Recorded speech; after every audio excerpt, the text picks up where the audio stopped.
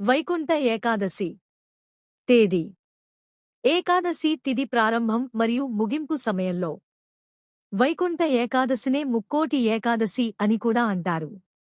ఈ రోజున భక్తులు స్వామివారిని ఉత్తర ద్వారం ముఖం ద్వారా దర్శించుకుంటారు. మార్గశిర శుక్ల ఏకాదశినే వైకుంఠ ఏకాదశి అంటారు.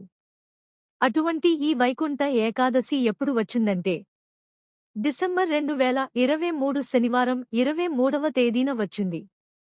సమయం అయితే వైకుంఠ ఏకాదశి అన్నది శుక్రవారం 22వ తేదీనే వచ్చినప్పటికీ అది సూర్యోదయానికి లేని వలన ఆ రోజున ఏకాదశి చేసుకోవడం జరగదు. శనివారం 23వ తేదీన సూర్యోదయం సమయానికి తిథి ఉండడం వలన శనివారం జరుపుకుంటూ జరుగుతుంది.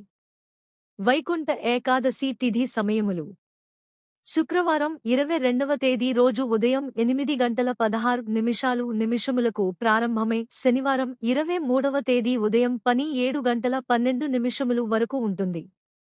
మీ అందరికీ వీడియో నచ్చింది అనుకుంటున్నాను. వీడియో నచ్చితే లైక్ చేసి ఛానల్ని సబ్స్క్రైబ్ చేయండి. శ్రీ విష్ణు రూపాయ నమఃశివాయ.